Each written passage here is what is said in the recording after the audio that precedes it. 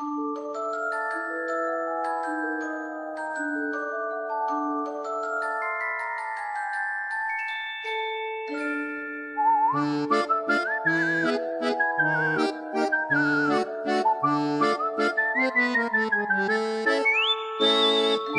Frankenstein Theory is a 2013 American horror, in quotations, film directed by Andrew Weiner, who also wrote the script alongside Vladi Pildish. The film follows a documentary crew that accompanies Professor Jonathan Venkenheim into the far north of Canada, all with the goal of Venkenheim proving his theory correct, a theory that the works of Mary Shelley are fictionalized, but a fictionalized recount of what his ancestor experienced. However, he may learn that some theories are best left untested.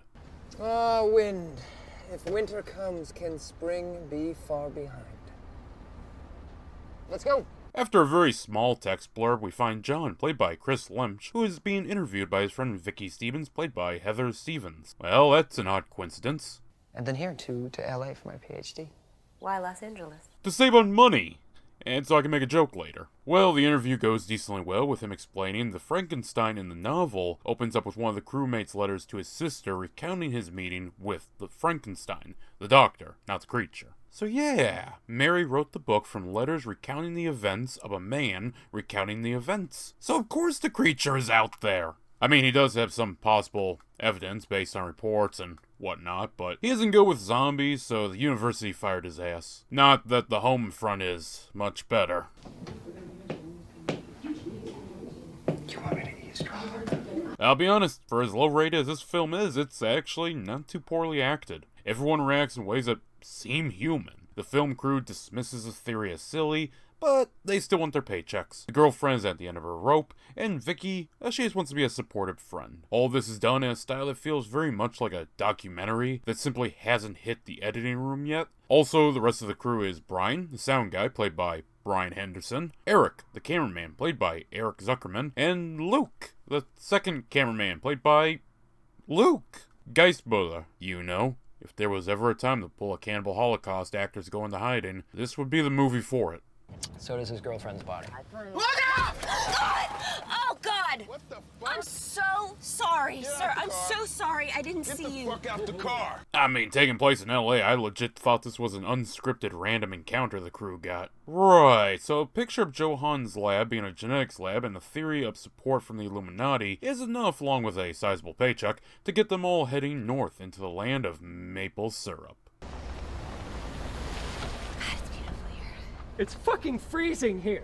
Again, the part of this film that actually manages to keep the viewer going is just the actors, who never get overly annoying and actually make the movie rather watchable. Well, the first thing to do in good old Canada is to check out the local crackheads. This specific crackhead is Clarence, played by Joe Egender, who, despite his rather small screen time, got top fucking billing on IMDb. Anyways, their meeting starts shaky, but has some promise, with his story of meeting the creature, well, high, possibly proving the creature isn't evil. Can we talk about something else? No, Clarence, I think that we have to...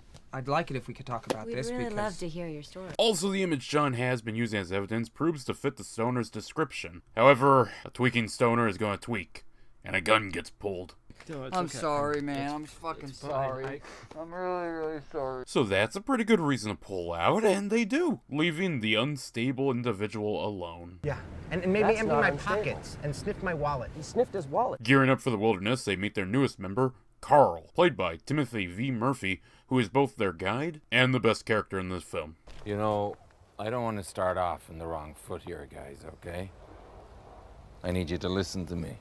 He's the old gruff stickler, but he means well. Oh, and small detail, but a ton of these actors have ended up on NCIS LA. Also, Anne leaves John. I just found the other detail more important. So the film takes a bit, but eventually they travel far enough that they disembark via snowmobiles, travel off into the wilderness. While most of the crew is still dismissive, John's persistence and mounting amount of reason is beginning to assure some of them. Setting up camp, strange occurrences begin to happen. Strange noises, no wolf howls, sounds in the woods, and worst of all, Carl!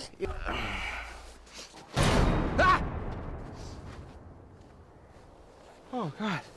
When they finally meet their destination, it's a small yurk that will now become our home for the remaining half of this film. Now that we've reached the halfway point, your horror film senses may be telling you that this is where the spooks ramp up. I'll touch on that later, but this doesn't seem to be going for horror. However, there are bones, and something moving in the distance. That night, John explains his theory about the creature moving with caribou herds and occasionally killing when near civilization. Hearing that they may be tracking a killer doesn't inspire the crew, but Carl counters it's a polar bear, and he honestly gives one of the best portions of this movie, with him explaining how his friend's party was picked off by a polar bear.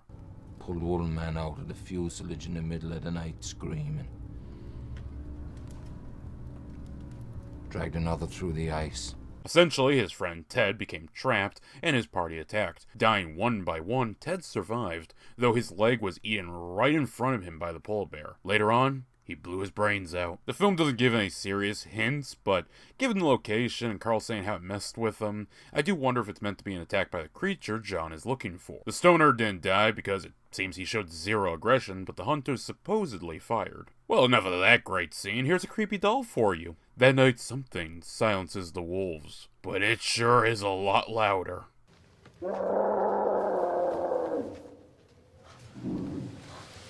Come dawn and the crew finds their snowmobiles have been destroyed, leaving only one. Carl is rightfully pissed and marches off to confront whoever is playing with them. Jeez, I hope he lives and is— oh fuck, he's dead. Also, yeah, this film doesn't have any gore. Most you get is some red food dye splashed on the snow, kinda carelessly.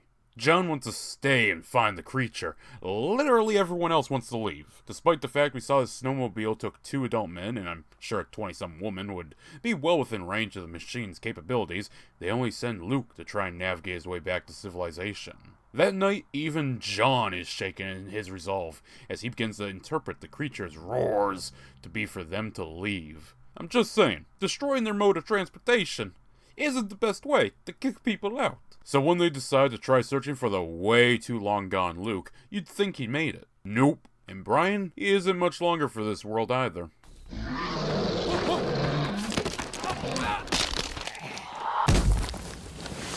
With a storm coming and the creature in the yurk, they wait for him to calm down. But like a toddler with an iPad, the mother doing nothing does not work to calm it down. So John decides to volunteer and confront the monster while the others sneak to the yurt. This doesn't work well.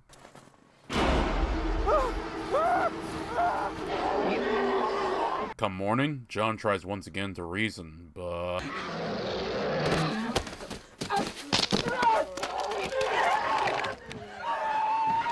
So that leaves Vicky to be rendered unconscious and taken away with the doll. There was a reference to the creature wanting companionship, so Bride of Frankenstein theory, anyone? The Frankenstein theory was first released by Image Entertainment to a small batch of theaters and video on demand. However, a DVD release would occur March 26, 2013.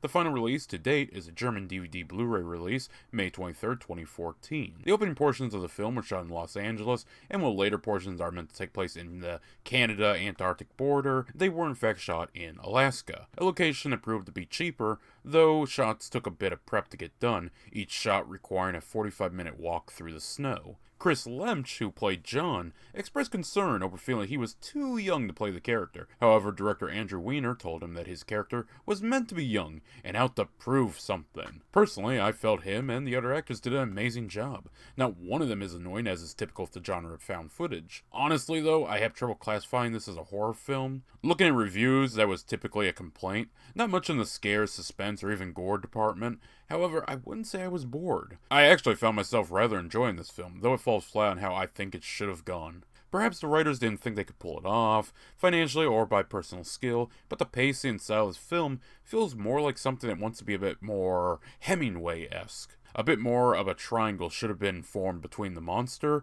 John, and their guide Carl. I think instead of being killed, he should have been wounded, and persisted in wanting to destroy the creature, while John is blinded by his desire to prove his theory correct. Almost something closer to The Most Dangerous Game. I'm not an expert, I just believe this movie, even with its cheap budget, would have worked better in that regard.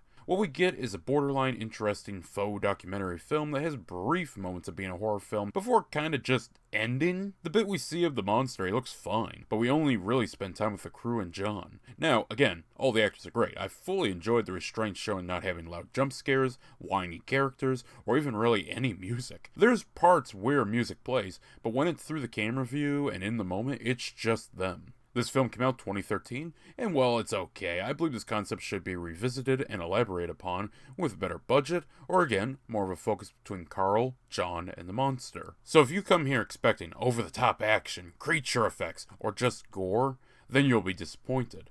However, if you can enjoy a competently done faux documentary in the style of The Medium or even Blair Witch, though neither of the three do what the others do in action, then you'll be capable of having a decent time. Again, I'd like to see this concept revisited. Well, I'm sad that my return to horror from fantasy wasn't scary, but I think we can scratch something up. Something big and scaly.